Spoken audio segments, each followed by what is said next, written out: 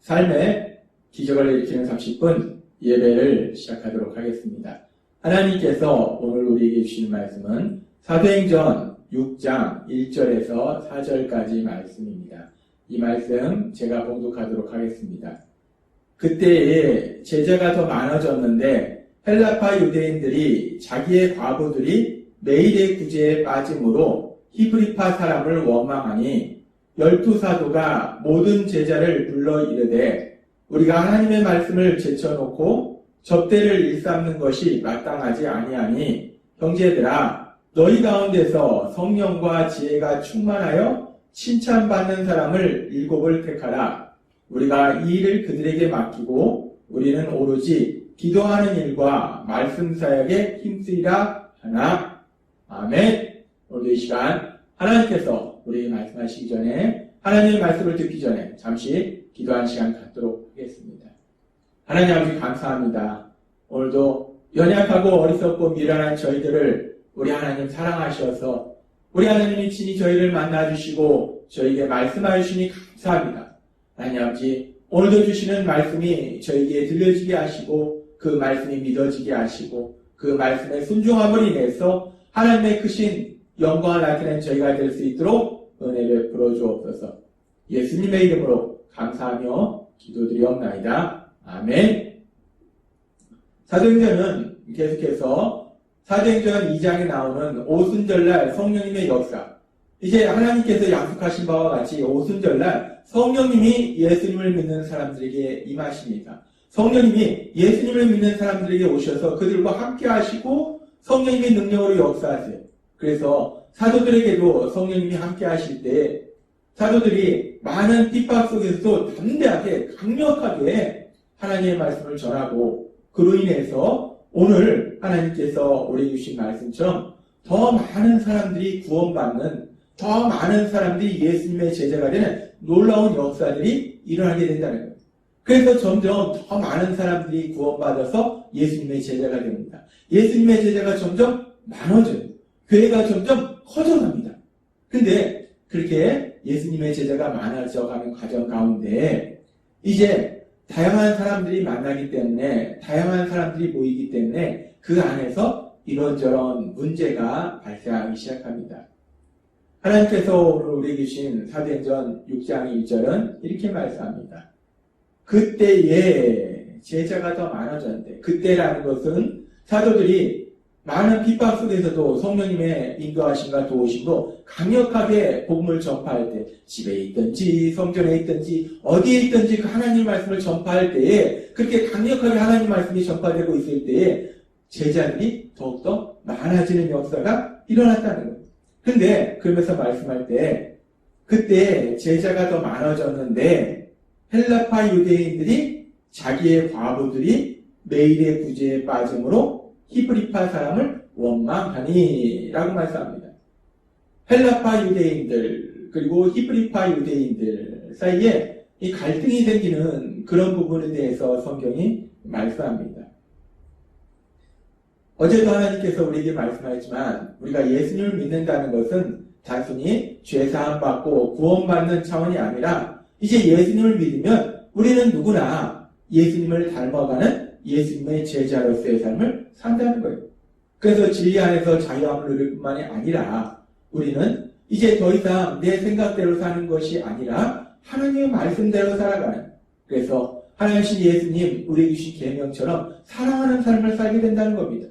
그래서 지금 이렇게 예수님을 믿는 예수님의 제자들이 사랑하는 삶을 살고 있을 때 특별히 하나님께서 말씀하신 것처럼 생각으로 말로만 살아가는 것이 아니라 삶을 통해서 행동을 통해서 물질을 통해서 사랑하는 삶을 살고 있을 때 지금 교회 안에서 힘들고 어려운 사람들을 실제적으로 물질을 통해서 구해주는 그런 삶을 살고 있음을 성경은 말씀합니다.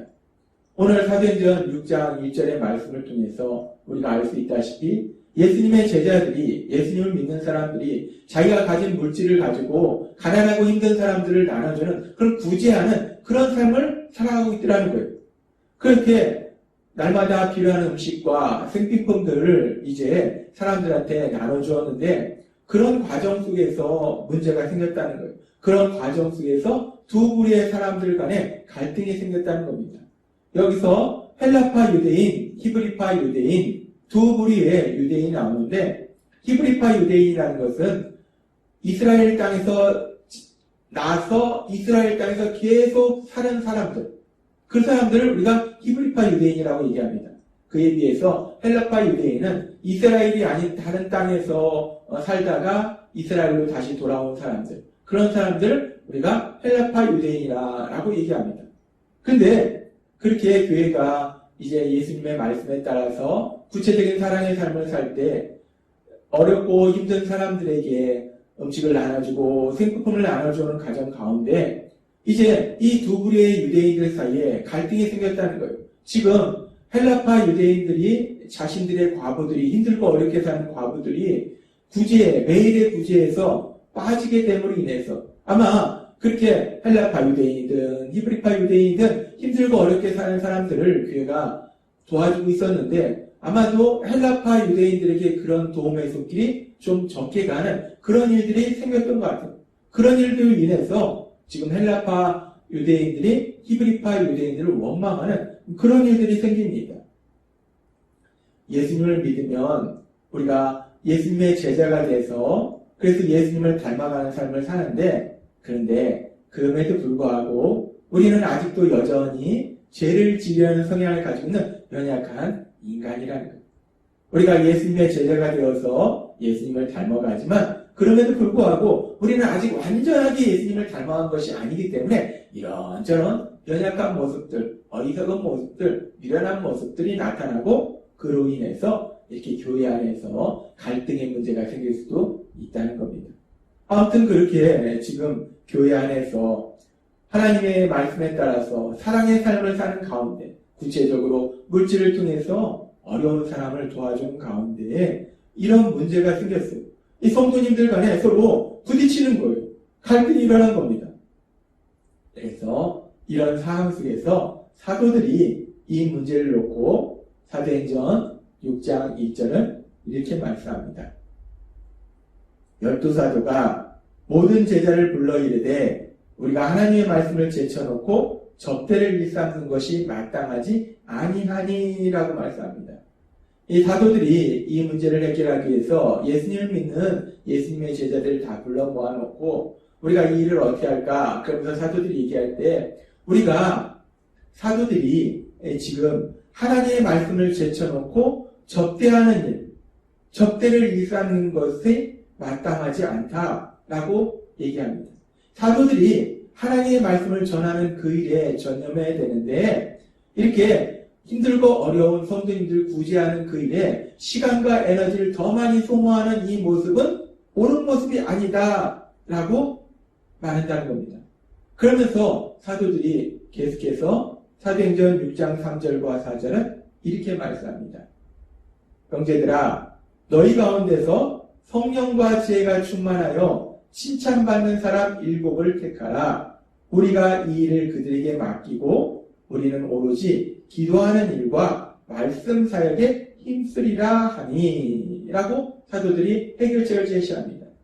성령과 지혜가 충만한 성도님들 7명을 선택해라. 그래서 그 성령과 지혜가 충만한 성도님들에게 구제하는 사역을 맡기고 사도들은 이제 기도하는 일과 말씀을 전하는 그 일에 전념하리라 라고 말씀하고 있습니다.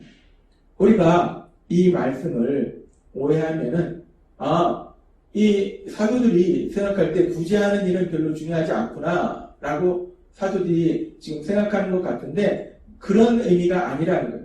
구제라는 것은 사랑의 삶을 사는데 실제적으로 구체적으로 사랑의 삶을 사는 거기 때문에 아주 중요합니다. 예수님이 말씀하신 서로 사랑하라 라는 그 삶을 사는 거기 때문에 아주 중요하다는 거예요. 이렇게 구제사역은 아주 중요한데 그런데 문제는 뭐냐면 사도들이 해야 될 사역은 구제사역보다는 기도하는 사역과 말씀을 전하는 사역이 사도들이 해야 될 우선적인 사역이고 가장 중요한 사역이라는 것.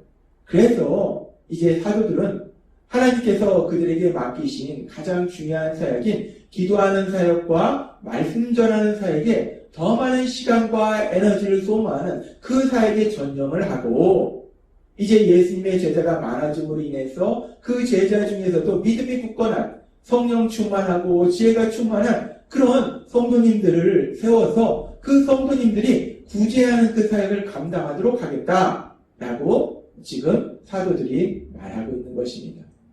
사도들의 사역과 이제 성도님들의 사역이 서로 다른 사역을 감당하는 그런 모습을 볼 수 있어요.